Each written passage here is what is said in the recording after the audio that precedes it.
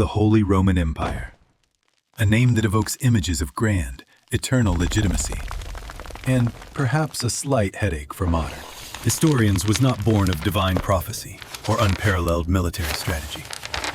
It was born of bureaucracy, political paranoia, and most crucially, a legal system of inheritance so catastrophically short-sighted it should have been listed as a weapon of mass destruction. How do you lay the groundwork for an empire that lasts a millennia? Simple. Start with your predecessor, establishing a reputation for saving the known world. Then implement estate planning. That guarantees the immediate outbreak of civil war. Our story begins in the 8th century, a surprisingly pleasant time in Europe, where relative stability was the political buzzword. For context, stability mostly meant you weren't constantly being stabbed, exiled, or dying of a seasonal cough before the age of 30. But just as Europe settled in for a nice, long, naposeismic disruption, arrived the Umayyad Caliphate. This was no regional inconvenience. The Umayyads were a Muslim dynasty stretching from Morocco to Central Asia, presenting an organized, formidable, and highly competent military force. Their armies crossed the Straits of Gibraltar, and with the terrifying ease of a teenager stealing candy from a baby, effortlessly dismantled the Visigothic kingdoms occupying the Iberian Peninsula. Suddenly, the Umayyad forces were poised, right at the Pyrenees, threatening to turn the rest of Europe into an administrative district of Damascus. But waiting for them were the Franks, a tribe that had inherited the former Roman province of Gaul in 732 at the Battle of Tours. The Frankish forces, led by the legendary Charles Martel, prepared to face the invasion. Martel's primary objective was clear: block the Umayyad conquest of Europe, and perhaps more importantly, keep the lucrative continental market open for the export of Frankish wool. History is driven by geopolitical strategy and textile trade. Don't ever forget it. Charles Martel's victory was dramatic, unlikely, and profoundly pivotal. It halted the Islamic advance into Europe, and almost incidentally, cemented the power of his own family, setting the stage for the Carolingian dynasty. The subsequent elevation of Charles' son Pepin the Short in 751 AD marked the true beginning of our absurd legal lineage. Pepin, despite a moniker suggesting he was less vertically gifted than average, was a sharp political operator. He recognized that military might was temporary, but divine favor was renewable. Pepin cultivated a robust, almost uncomfortably cozy relationship with the Catholic Church. This paid immediate dividends when Pope Stephen II needed protection from the pesky Lombards in Italy. Pepin answered the call. He didn't just beat the Lombards, he liberated a substantial portion of Italian cities, which he then, in a stunning move of political generosity, bequeathed directly to the Pope.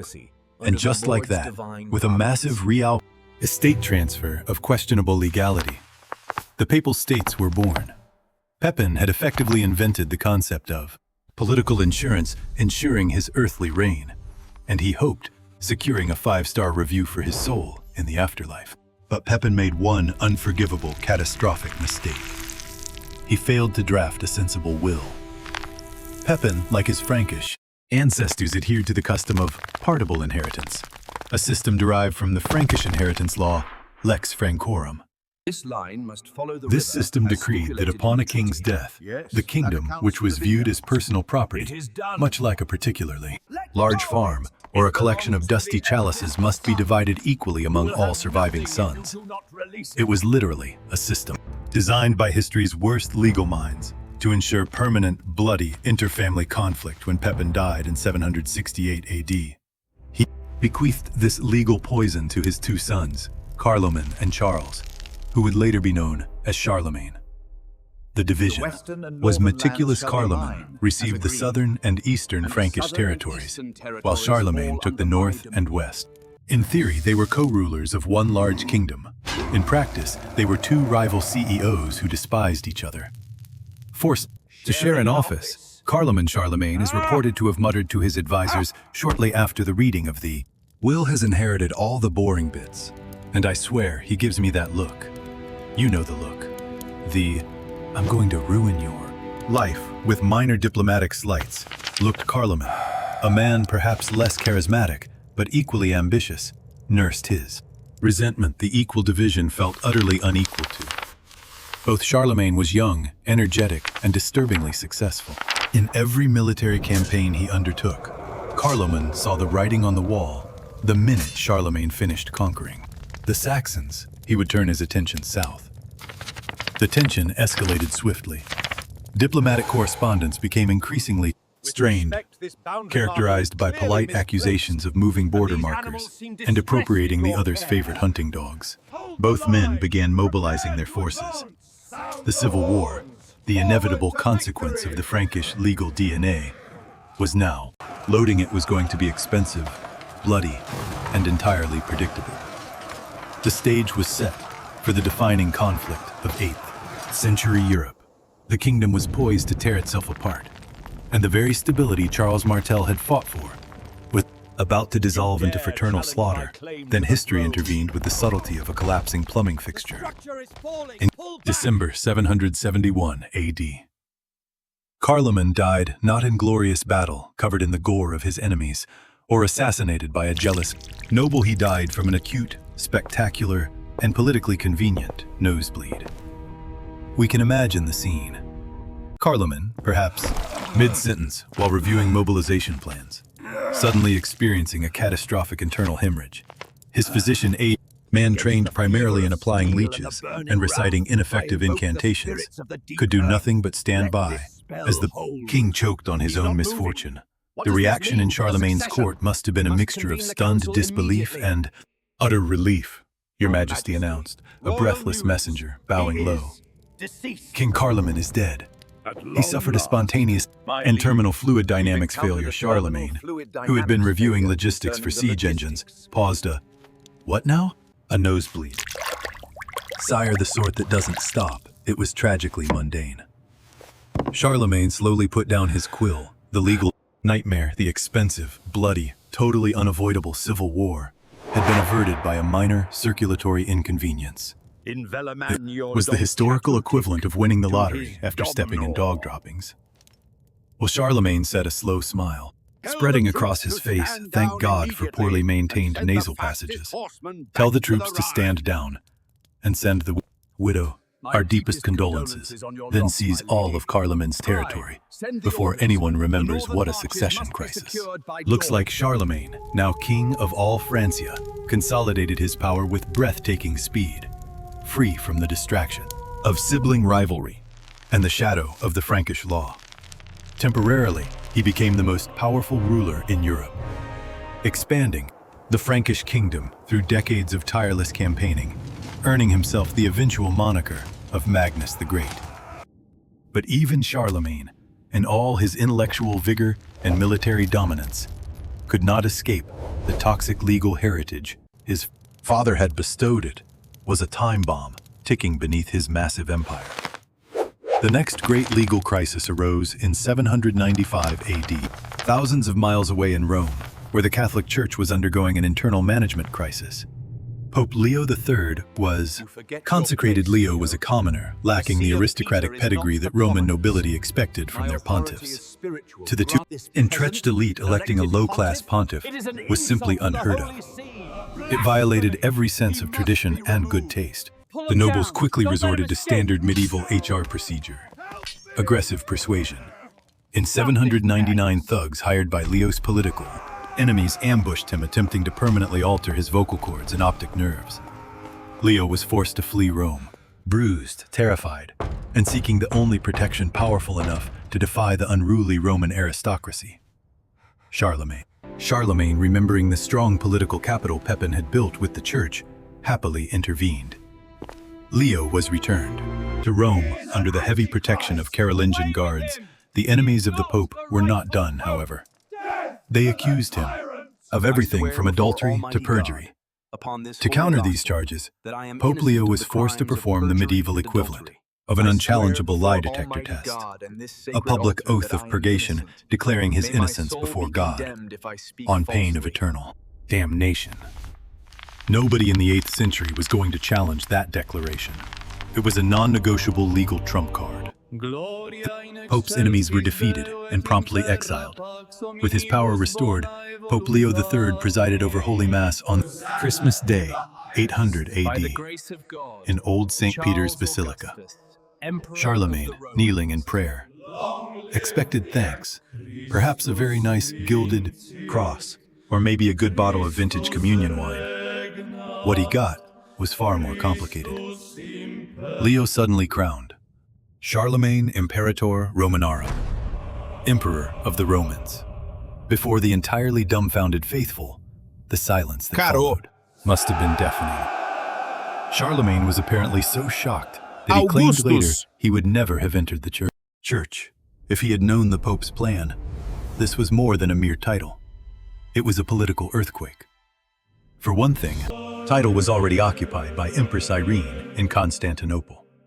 The Eastern Roman Empire, which we now pedantically call the Byzantine Empire, had stubbornly refused to die. Its inhabitants still viewed themselves as the direct, legitimate continuation of the original Roman entity. For centuries, the Papacy had grudgingly agreed, maintaining that the ruler in Constantinople, Irene at this point, was the rightful sovereign of all former Roman holdings, with one pronouncement: Pope. Leo III had shredded 4 centuries of political and religious convention, while the Papacy's relationship with the Emperor had evolved into what we might call a divine rental agreement. The Pope designated the Emperor, and upon the Emperor's death, the title reverted back to the Church to be rented out again. It was a powerful tool of papal leverage. Furthermore, there was the problem of Empress Irene being, well, a woman for a profoundly patriarchal organization like the Church. The idea of recognizing a female emperor as the protector of Christendom was unthinkable, therefore, in the convoluted logic of the Middle Ages. The throne was considered vacant. Charlemagne, despite his military and political acumen, was deeply pious. He dared not question the source of his title, however dubious the Church had spoken, and the emperor was meant to be the Church's defender. He was trapped. He could not declare a new imperial dynasty, as the title was theoretically on lease from God, mediated by the Pope, and the clock on the legal time bomb kept ticking. Charlemagne's massive, sprawling empire, an unprecedented achievement in Western Europe, was subject to the same disastrous Frankish succession laws, had nearly destroyed Pepin's kingdom when Charlemagne's heirs took over. They systematically and meticulously dismantled the colossal structure their ancestor had built. Within just a few generations, the once mighty Francia reverted to a collection of squabbling petty kingdoms. The imperial title, once the crown jewel of Europe, was reduced to a tarnished bauble, a shiny bribe dispensed by a manipulative papacy to ensure the loyalty of whatever minor Italian noble happened to be close enough to Rome. The title reached its nadir in 924 AD, when Berengar I of Italy, the current wearer of the title, crown, was assassinated. The title became effectively defunct. Nobody wanted the liability of being declared the Emperor of the Romans anymore. It was seen as historically heavy baggage, paired with an extremely high probability of being stabbed. But history, ever a fan of tragicomic irony, was about to bring the title back. Our new protagonist, Otto I, rose to power in East Francia. By the 10th century, this region had culturally and politically diverged so much from its western counterpart that it was widely known as the Kingdom of Germany. Crucially, they had finally dumped the toxic Frankish inheritance laws in favor of an elective monarchy, where powerful dukes voted on the next king. However, even the Germans couldn't resist a little electoral cheating. Otto's father, King Henry, had simply named Otto his heir apparent without consulting the dukes, leading to predictable and intense resentment. The situation exploded into civil war in 937 AD. Otto, inheriting his great-grandfather Charlemagne's martial competence, utterly crushed the rebellion. Having established that, he was not only king, but also the most formidable person in the room. Otto looked south, craving the legitimacy and prestige the dormant imperial title represented. He began by subjugating the Kingdom of Italy, allowing Berengar II to style himself king in exchange for fealty. Berengar II, as men who are granted titles out of pity often do, immediately became resentful when Otto was distracted back in Germany. Berengar launched a revolt, and with astonishing arrogance laid siege to Rome itself, This forced Pope John XII, a pontiff notorious even by medieval standards for his depravity and worldliness, to swallow his pride and petition Otto for aid. Otto saw not merely a rescue mission, but a golden opportunity. He raced south, easily routed Berengar, and entered Rome. He met with the desperate Pope and swore a solemn oath to defend. The church the Pope, relieved and terrified, was more than happy to dust off the old crown in 962 AD. Otto I was declared, for the second time in history, Imperator. Romanorum. Byzantines, as always, were damned. Unfortunately, for John XII, Otto was. No pious Charlemagne he looked. At the notoriously worldly Pope saw a moral disaster area and openly chastised them. Pontiff for his lack of piety, incensed at being ridiculed by a mere earthly ruler, a man whose imperial title he had literally just gifted John XII, began plotting against Otto the minute the new emperor rode out of Rome. Otto I, however, had learned the harsh lesson of history. Legal legitimacy granted by a pope meant absolutely nothing if you didn't have the military power to enforce it. The divine rental agreement only mattered if the landlord was too scared to ask for the key back within a year. Otto discovered the papal treachery. He swiftly returned to Rome, convened a council, and ignominiously deposed John XII. A new, more compliant pope was elected in his place.